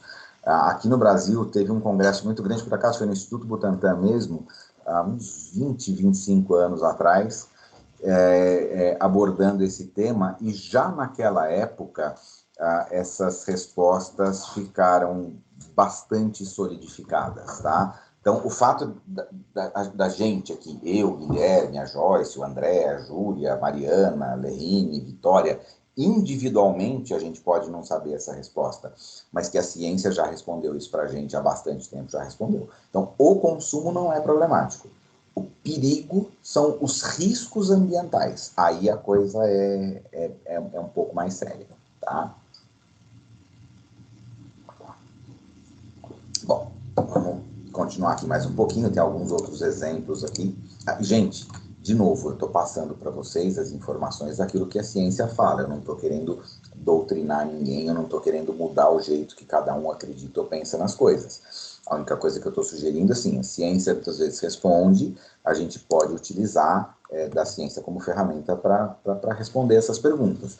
Então, o que eu mais estou fazendo aqui para vocês é assim, não acreditem em mim, mas acreditem que se vocês estudarem isso, vocês vão começar a encontrar essas respostas, tá? O que eu estou querendo fazer aqui com vocês é estimular vocês a buscarem essas respostas. Mesmo que você, não sei, mas também nunca procurei saber, a gente não vai saber nunca, né? Então aqui, por exemplo, o tal do tomate McGregor, tá? Então você coloca um gene antissenso que vai bloquear a degradação da pectina. Quando a gente tem... se você produzir um tomate que não produz a pectina, ele dura mais tempo. Ele demora mais tempo para amadurecer e para estragar. Então, o que você faz com isso? O tomate ganha tempo de prateleira. Então, você pode colher, tem mais tempo para transportar, e quando ele chega no supermercado, ele fica bonito e vistoso por um período maior. Tá? Comi esse tomate, fez mal para mim? Não. Fez nada. Só um tomate que fica guardado por mais tempo. Só aumenta o tempo de prateleira. Tá? Você pode, por exemplo, pegar aqui uma bactéria, que é a Pseudomonas fluorescens, tá? Que produz, possui o gene que tem o mesmo gene do BT. Tá? Então, como é que você vai produzir a toxina? Pode produzir através de uma bactéria. Tá? Aí, o que você faz com essa bactéria? Coloca ela como parte de meu Deus do céu, eu sou ruim de agricultura. Do mesmo jeito que a gente tem os probióticos para a gente, que existem probióticos para tratamento de terra, que não chama probiótico, mas é tratamento microbiano do solo, tá? Quando você vai enriquecer com micro-organismo. Então, a mesma ideia daquele milho resistente, você pode pôr no solo uma bactéria que produza também a mesma toxina do BT, que mata o inseto, tá? E aí você preserva a raiz do inseto. Vocês sabem que existe uma relação grande de bactéria com raiz para fixação de nitrogênio, essas coisas todas. Tem um monte de bactéria ali que fica na raiz das plantas. Então, o que a biotecnologia, nesse caso aqui, fez? Não modificou o alimento, mas modificou a bactéria que vai estar junto da raiz na agricultura. Tá? Isso é uma aplicação direta, por exemplo, de microbiologia. Então, você modificou a bactéria que vai estar junto da raiz da planta, e aquela bactéria, além de estar ali fazendo o que ela tem que fazer, fixação de nitrogênio, todo o processo de vida da planta, ela já está lá dentro produzindo a toxina que mata o inseto. Você inibe o crescimento do inseto, você preserva a região das raízes daquele vegetal. A bactéria está ali para proteger do inseto? Não. Ela está ali para fazer as funções de fixação de nitrogênio, de solos, participar dos processos de nutrição da planta. Agora, uma vez que ela já está ali, custa nada se ela matar o inseto junto. Então, tá aí. Isso é um exemplo também, utilizando a mesma toxina que coloca na planta, pode colocar na bactéria que fica no solo. Tá? Dessa mesma forma, a gente pode ir trabalhando com vários outros tipos de produtos, tá? Pode fazer a mesma coisa na pecuária? Pode. Pode. Você pode colocar um hormônio de crescimento bovino, tá? Pode. Como? Produz o hormônio em bactéria, em Escherichia coli. Põe essa bactéria onde? Aonde que a Escherichia coli vive? Não é bactéria de intestino? Então, você imagina você pegar a Escherichia coli, geneticamente modificada, coloca dentro do boi e aquela bactéria está produzindo um monte de hormônio dentro do boi. Não estou dizendo se isso é ético, se não é ético, não estou dizendo se é bom, se não é bom, mas é um probiótico. Ao invés de você dar uma injeção de hormônio no boi, você manda a bactéria que já está lá dentro fabricar o hormônio para você. Aquele boi vai crescer mais rápido? Vai. Vai crescer mais? Vai. Tá? Pode fazer a mesma coisa com suíno. Então, você vai ter ganho de peso em suíno. Como é que faz? Mesma ideia. A mesma bactéria que faz isso no intestino do boi, faz no intestino do porco. Simples assim. Tá? Podemos trabalhar com animal transgênico? Podemos. Do mesmo jeito tem planta transgênica, tem animal transgênico. E existem alguns países do mundo que aceitam animais geneticamente alterados, artificialmente alterados, para proteínas com propriedades médicas no leite. Tá? Então, você pode fazer um leite medicamentoso. Tá? Você pode mandar uma bactéria, alterar geneticamente um animal que vai produzir um leite que junto daquele leite saia um medicamento qualquer. Dá para fazer? Dá. Tem lugares do mundo? Sim. Manipulação genética de animal normalmente esbarra mais em comitê de ética, tá? De humano, muito mais, né, gente? As modificações genéticas humanas são o grande debate ético que existe na comunidade científica em biotecnologia hoje, né? Dizem aí que já teve na Itália clonagens de seres humanos, tal. Não sei se isso é fato ou não. Claro que ninguém publicou isso, porque isso não pode ser publicado, mas dizem que tem pesquisas com clonagens aí já há mais de 15, 20 anos. Um grupo de pesquisa na Itália que andou dizendo que estava fazendo clonagem de ser humano, essas coisas todas, tá? Que isso vai acontecer um dia, claro que vai. Isso não vai ser só filme de ficção científica. Agora, vocês acham que hoje já tem tecnologia para fazer um clone de ser humano ou não?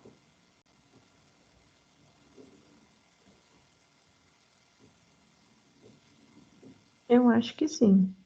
Eu acredito que sim, professor. Vocês já ouviram falar de clone de mamífero, algum animal que foi clonado?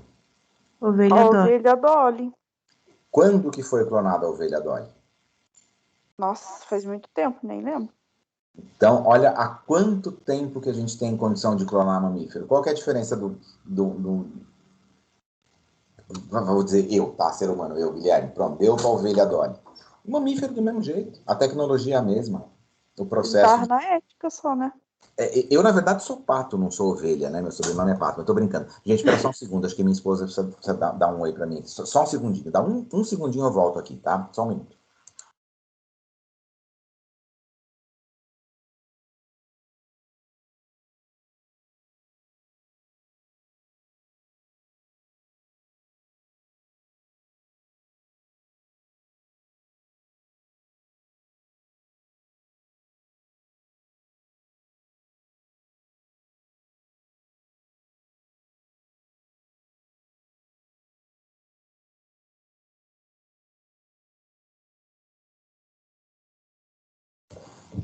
Pronto, gente, perdoem, foi por probleminhas do home office aqui, tá?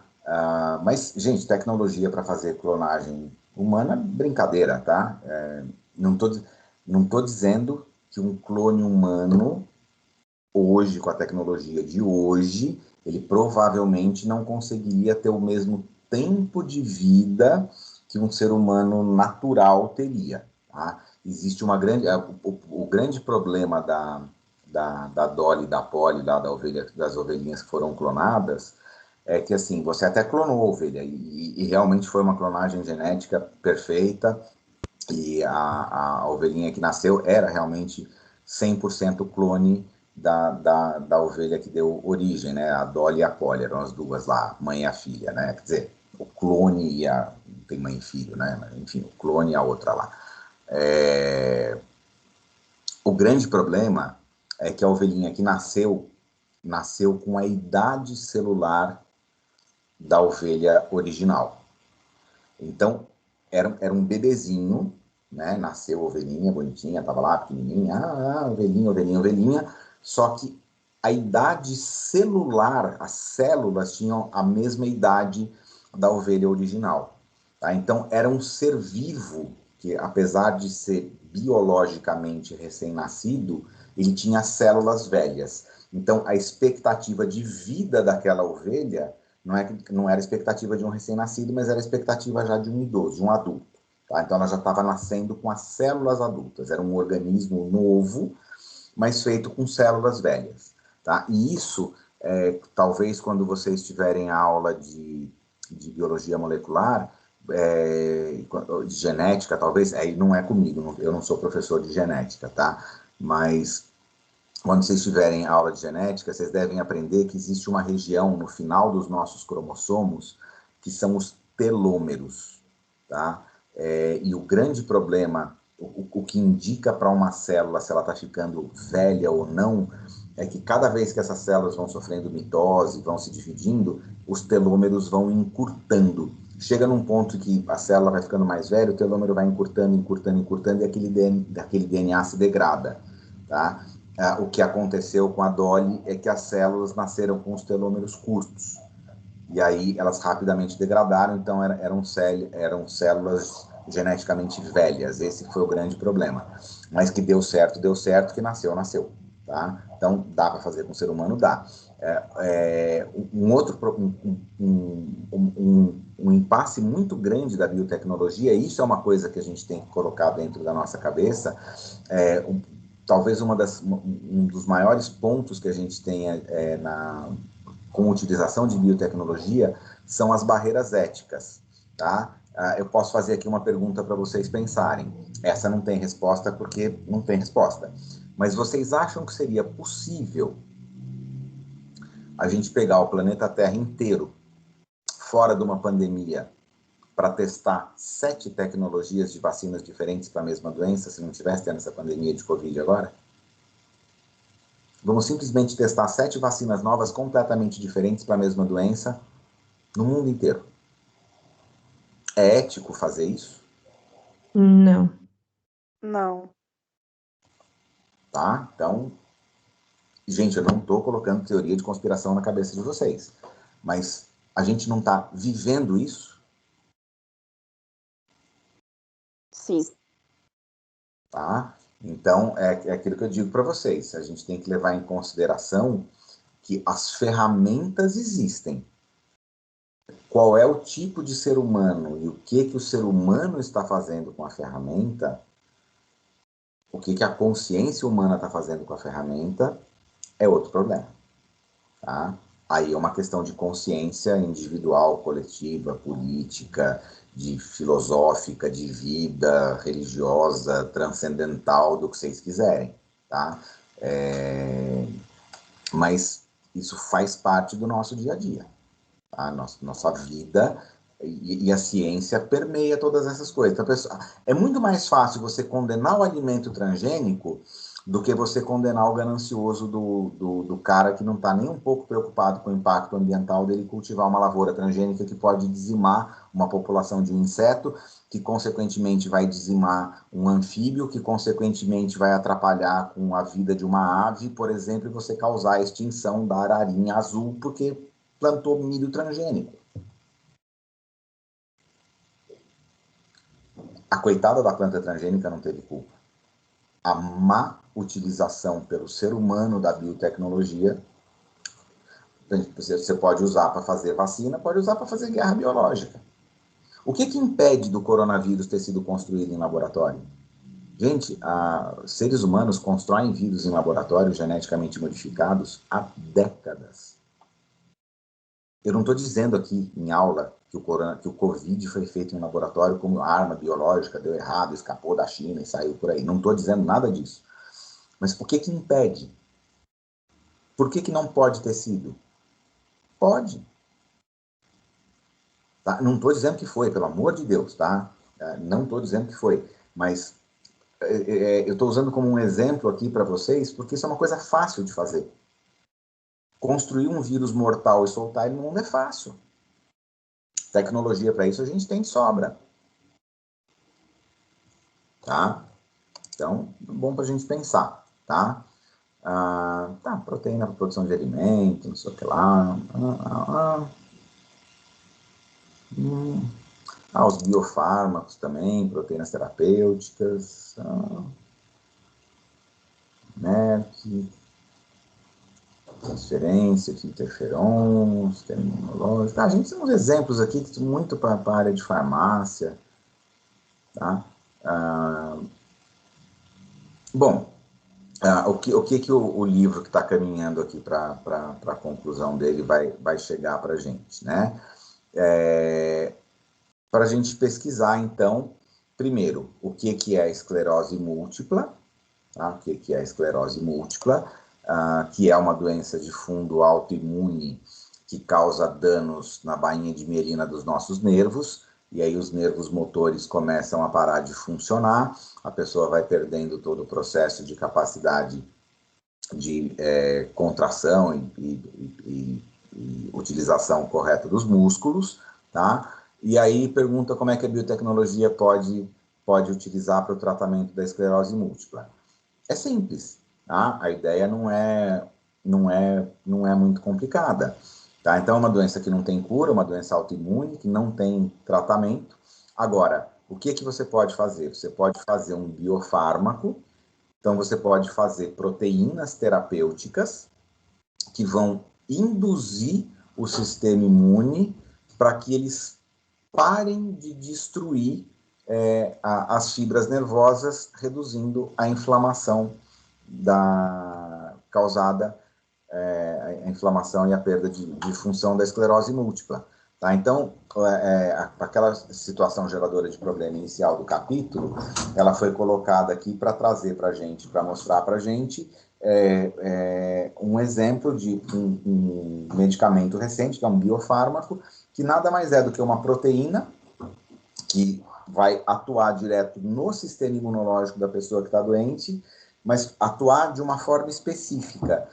E essa atuação é para que determinadas células do sistema imunológico parem de funcionar naquele evento da esclerose múltipla.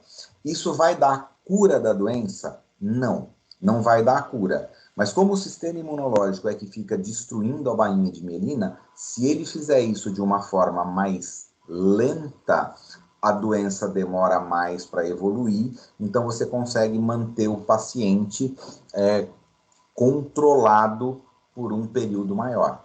É cura da esclerose múltipla? Não. Mas para quem tem a doença, você está melhorando a qualidade de vida e trazendo conforto para ela. O que foi o biomedicamento que teve aí? Qual foi a parte da biotecnologia? A parte toda da biotecnologia é que é uma droga, que foi, claro, também uma proteína que foi sintetizada por modelos microbiológicos, ela foi fabricada por bactérias ou por fungos, tá? E ela vai atuar alterando a nossa resposta imunológica. Então, a construção dessa droga é biotecnologia e a utilização dessa droga, a consequência dessa terapia, é também uma consequência que vem de biotecnologia. Então, um medicamento que traz aí aumento de qualidade de vida para os pacientes. Existe esse medicamento? Existe, tá? Existe. Vocês vão ter aula específica sobre esclerose múltipla na imunologia clínica, tá? Então, vocês não precisam ficar desesperados hoje, também, o que é esclerose múltipla, tal? Vocês não sabem o que é. A gente estuda algumas doenças autoimunes, essas mais comuns, né? Diabetes tipo 1, tipo 2, lúpus eritematoso sistêmico, pênfigo, esclerose múltipla, essas doenças autoimunes comuns, assim, a gente estuda um pouquinho lá na imunologia clínica, tá? Então, basicamente, faça você mesmo e acabou, é isso aqui, tá? Gente, eu fui meio que empolgado aqui, direto e reto aqui com vocês. Eu até posso enrolar, fingir que tem mais um monte de coisa para falar para vocês, mas o tema da aula de hoje basicamente ficava dentro disso, tá? se vocês não se importarem, eu fico aqui à disposição de vocês, tiro dúvida, interajo, falo, vocês falam mais, ficamos batendo papo aqui, mas o tema central da aula era para a gente,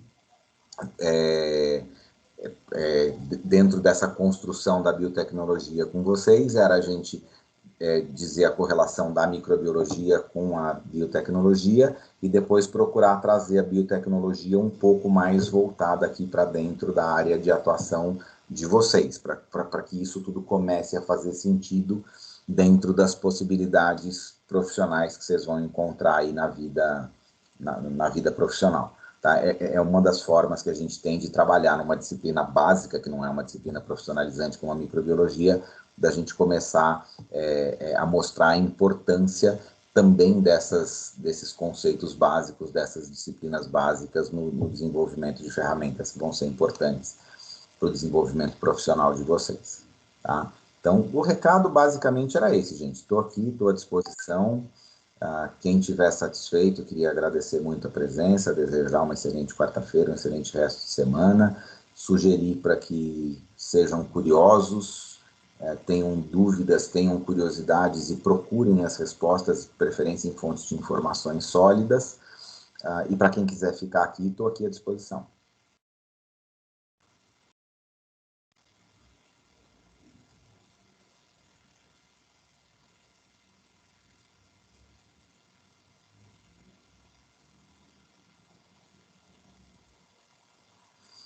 Parece. Não precisa levantar a mão, não, Maria Clara. Pode abrir o microfone, manda ver aí. Uma dúvida que eu gostaria de esclarecer com o senhor. Não ver se eu sei. Hoje, como o senhor estava falando sobre a questão de vacinas, né? A gente falou um pouquinho sobre a vacina do Covid. Cada vacina, ela é feita de uma maneira, certo? Uhum. Cada organismo, quando recebe a vacina, eu já percebi que de uma vacina para outra, cada pessoa tem um tipo de reação. Alguns têm alguma reação, outros não têm.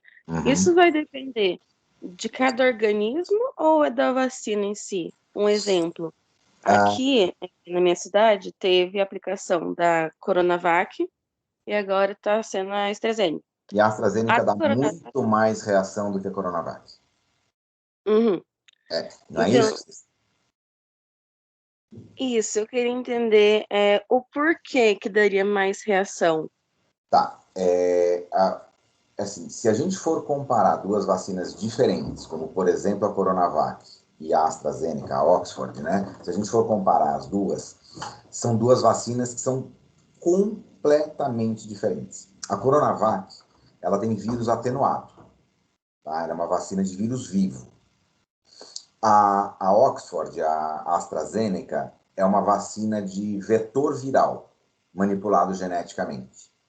Então, quando você coloca aquela agulhinha com a Coronavac dentro de uma pessoa, você está colocando coronavírus dentro daquela pessoa, coronavírus vivo dentro daquela pessoa.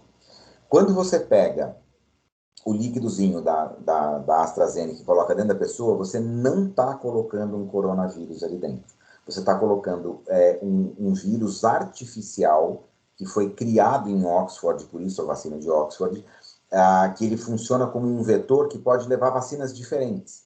A vacina da AstraZeneca, ela pode funcionar para a Covid, você pode trocar a parte interna dela, mas a parte de fora sempre vai ser igual. Então, como são dois antígenos diferentes, são substâncias químicas muito diferentes, o nosso sistema imunológico humano vai responder de forma diferente. Então, os seres humanos respondem menos aos antígenos do coronavírus do que aos antígenos do vetor viral da vacina de Oxford.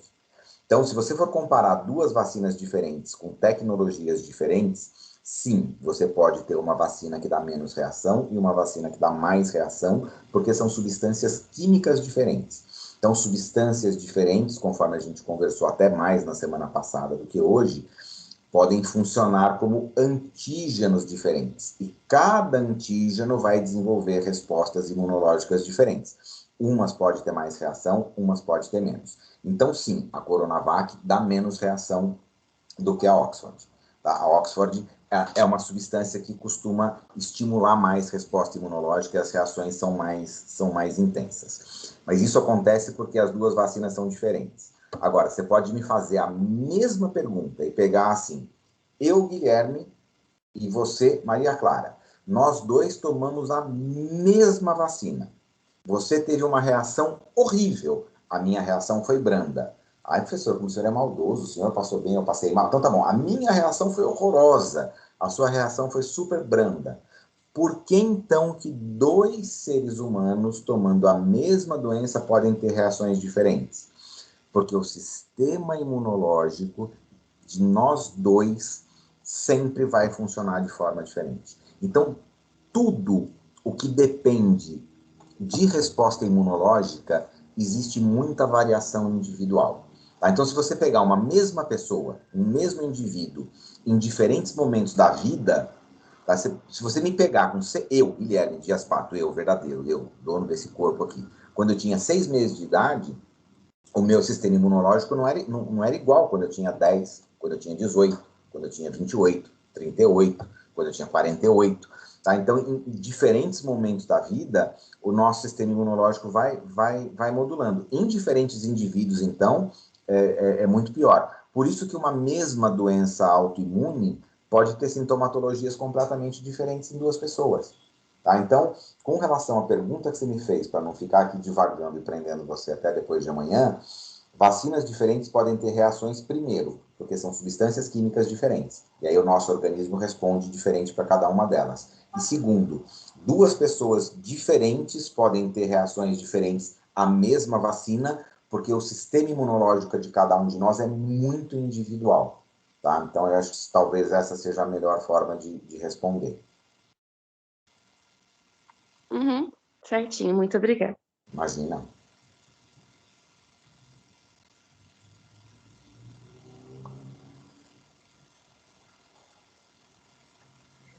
Professor, Pois não? a nível de assim, curiosidade e experiência que eu escutei a respeito da vacina da Johnson, que minha tia e meu tio foram passar um tempo nos Estados Unidos. E aí, quando veio a pandemia, eles já estavam por lá e tomaram a vacina faz um tempinho. E aí, nela, aconteceu de ficar com a perna toda meio que descamando, com algumas reações na pele e bastante febre. E como é uma dose só, né? Eles ficaram com bastante febre. Agora, no marido dela foi só febre intensa, mas foi coisa de 1, 2 dias e já passou, e agora eles estão super bem. Assim, a vacina da Johnson Johnson, lá, que é fabricada pela Janssen, né, que é a divisão farmacêutica da Johnson, também é por isso que eu sugeri que vocês pesquisassem as vacinas do Covid. É uma terceira tecnologia que é diferente da Oxford, diferente da Coronavac. É um processo diferente, tá? Ela não é vetor viral e não é vírus vivo, ela é feita com vírus morto, tá? Então, é uma tecnologia diferente. Eu achei super interessante. É interessante. Agora, o que a gente sabe também no caso das vacinas para a Covid, isso a gente ainda não sabe, porque tudo isso é o que eu falei para vocês, o mundo hoje é um laboratório de teste, né? A gente não sabe exatamente o que acontece. Mas, por exemplo, eu tinha tomado a vacina da AstraZeneca de Oxford, e vocês não viram, vocês não estavam aqui, mas eu fiquei ruim. Há 3 semanas atrás eu estava com Covid pavoroso, tá? E eu tinha sido vacinado. Então, assim, a vacina não é tudo muito teste, né? Então, testando tudo. Então, nem todas as respostas eu tenho. Aliás, gente, eu vou fazer uma sugestão para vocês. Rapidinha, vocês são pessoas que estão aqui ainda não desistiram. Eu vou mostrar um site para vocês, tá? Se vocês gostam de acompanhar novidades científicas e muita coisa de Covid, cadê a telinha aqui? Deixa eu achar para compartilhar a tela. Espera aí. Deixa eu ver. Eu vou compartilhar meu computador inteiro com vocês aqui. Deixa eu diminuir aqui. Aqui, ó. Vocês já ouviram falar na FAPESP, que é a Fundação de Amparo e Apoio à Pesquisa do Estado de São Paulo? Normalmente, isso aqui é uma instituição do nosso governo estadual, que mantém pesquisas aqui no estado de São Paulo, normalmente nas 3 universidades estaduais, né? Na USP, na Unesp e na Unicamp, tá? Então, aqui eles têm tudo que está sendo pesquisado, e como o Instituto Butantan está aqui, também tem muito dinheiro, muita pesquisa do Butantan no meio do caminho, tem muita pesquisa que está sendo publicada direto aqui no site da FAPESP, tá? E a FAPESP, eles têm um negócio que é muito legal,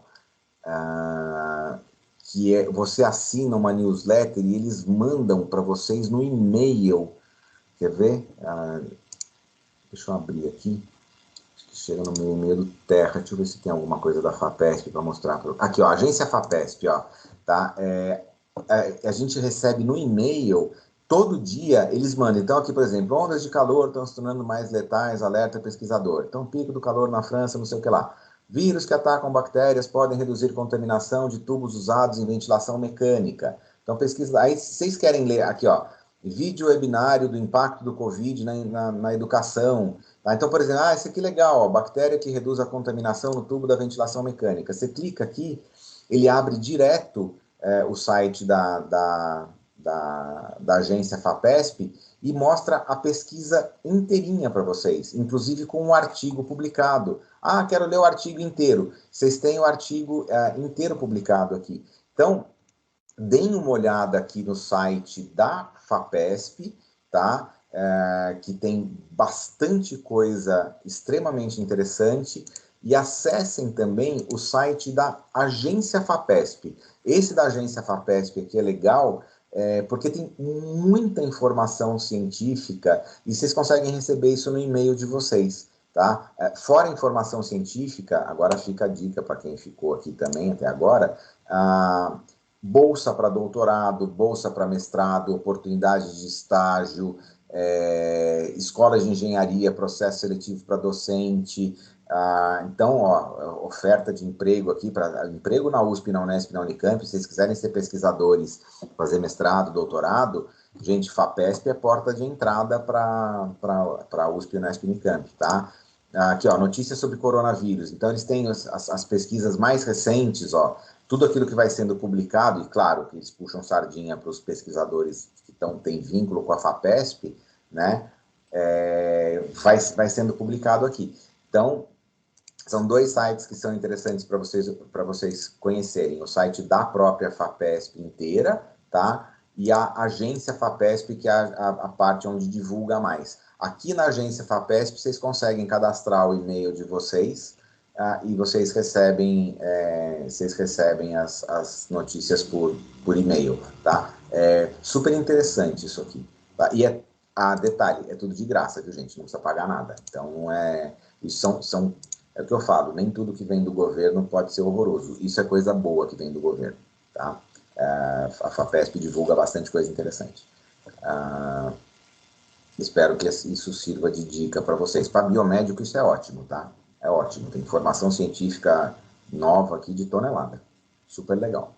E informação de qualidade. Isso é informação séria, não é rede social, tá? Isso é gente séria.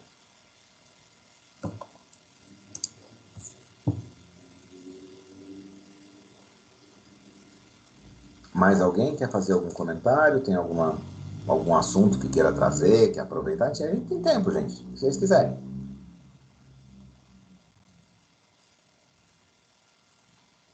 Vocês sabem que eu não sou... Professor? Vamos lá, Jéssica. Oi.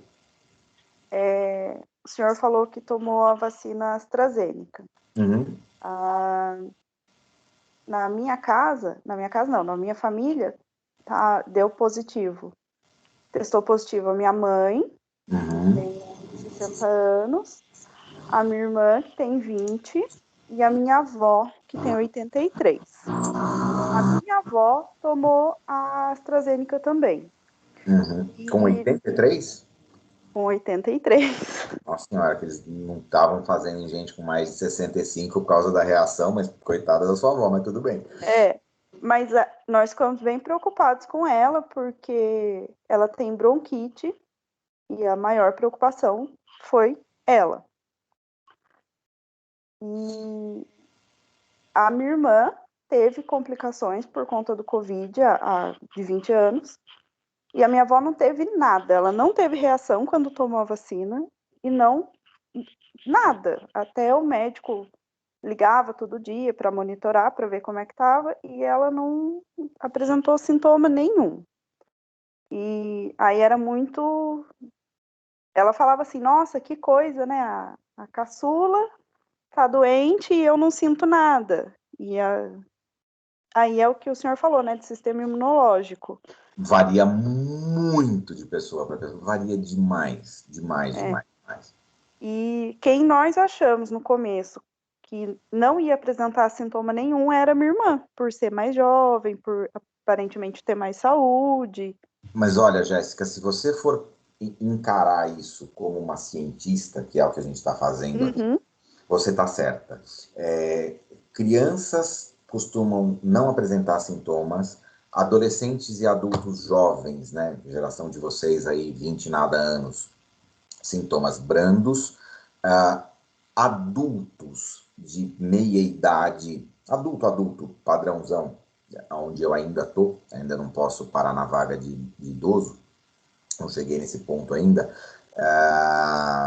sintomas severos e reações adversas mais severas, com um predomínio de complicação no gênero masculino, isso é o que as pesquisas de Covid já mostraram, homens têm sofrido mais consequências graves do que mulheres, por questão de algumas pequenas diferenças em proteínas de coagulação sanguínea, então os homens têm feito mais trombose, têm tido consequências mais graves do que as mulheres, por uma pequena diferencinha de proteína de coagulação sanguínea, então isso são coisas que a gente sabe até hoje, e idosos que normalmente deveriam apresentar os sinais e sintomas mais severos, porque no idoso existe uma tendência muito maior do sistema imunológico funcionar muito menos. Você comentou que sua avó tem 83, 86, é isso? 83. 83? Olha, ponto fora da curva. Aí, nessas horas que eu falo assim, levanta a mão e agradece para Deus. Mas, professor... Porque não tem explicação. Eu moro numa cidade pequena. E aqui são 11 mil habitantes. Na parte urbana mesmo deve ser uns 4.500 habitantes. É pequeno mesmo. E eu acompanho diariamente o boletim informativo sobre o Covid. E o que eu tenho percebido, após ter sido iniciada a vacinação, é que os casos que são suspeitos têm diminuído os idosos e aumentado os jovens, de adolescentes a jovens. E essa última semana que passou, também teve muitos casos de criança. Então, Jéssica, olha, eu vou ser assim, agora eu tenho que ser cientista com você, tá? Para a gente poder fazer uma avaliação, ainda mais numa cidade pequena, você teria que ter 100% da cidade vacinada ao mesmo tempo, tá? Do jeito que o SUS vem fazendo, porque é a velocidade que dá para fazer, isso não são mais do que impressões emocionais, tá? A ciência, a estatística não vai corroborar nenhum tipo de boletim da cidade ou acompanhamento, por várias razões. Primeiro, tem muita gente que tem infecção assintomática e a pessoa nem testa, porque não é todo mundo que faz teste, tá? Segundo, esses testes para Covid, eu não queria falar isso para vocês, mas a quantidade de falso positivo que dá é muito grande. Aqui a gente tem visto isso. Eu não queria falar isso em aula gravada, num momento oficial aqui para vocês, mas já que o assunto surgiu, eu vou falar. A quantidade de falso positivo é gigantesca. Outro problema, a quantidade de falso negativo também é gigantesca. Então, a gente lida com uma doença que pode ser assintomática, com um teste que não é legal, tá? Não é legal. Mas aí a gente entra numa parte mais delicada aqui dessa pandemia, porque existe muita manipulação de dados, muita manipulação de dados. Numa cidade microscópica como a que você vive, com 11 mil habitantes, é pequenininho mesmo. Eu trabalhei um tempo em São Luís do Paraitinga, foi um dos menores lugares que eu conheci na minha vida, aqui do lado de Taubaté. Inclusive é aqui que eu moro. Então, desculpa, os boletins da Ana aí, da prefeita, que é uma graça de ser humano, adoro ela, tudo, mas não dá, sabe? Não dá. Eles são bem... Ainda é a Silvia na saúde, a Silvia, como chamava? Ana Silvia, é isso? Isso, ainda é. Nossa, Ana Silvia. E é uma pessoa fantástica, assim, de super íntegra, tem uma qualidade incrível, adoro a Ana Silvia, adoro ela. Puta, essa é uma pessoa fantástica, tudo. Mas não tem estatística. A vigilância epidemiológica de São Luís não dá, tá? Não tem como. Vai lá no PS, lá do lado do pronto-socorro, pede para chamar a Patrícia lá da vigilância. Não tem um dado sólido, não tem, tá? Então, assim, isso são impressões, tá?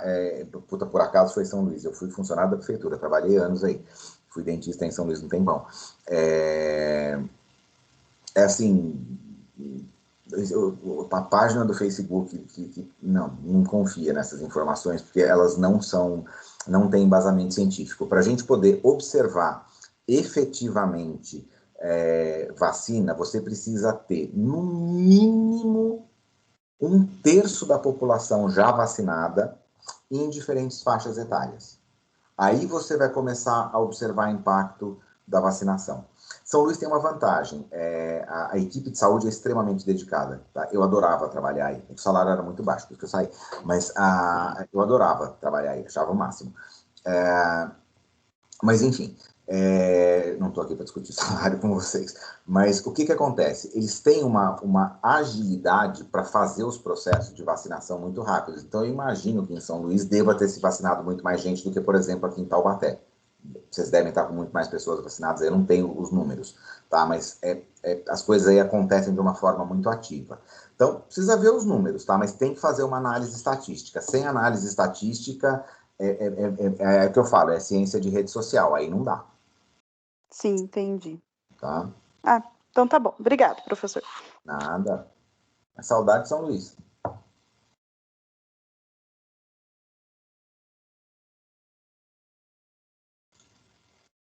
Época boa da minha vida. Alguém mais quer fazer algum comentário, alguma pergunta? Gente, eu vou parar a gravação agora, tá? Depois eu vou disponibilizar, o vídeo fica disponível para vocês, eu ponho também no YouTube, eu sei que vocês não veem, também não precisa ver, mas eu deixo lá, tá? Vou encerrar aqui, se alguém quiser perguntar mais alguma coisa, estou à disposição.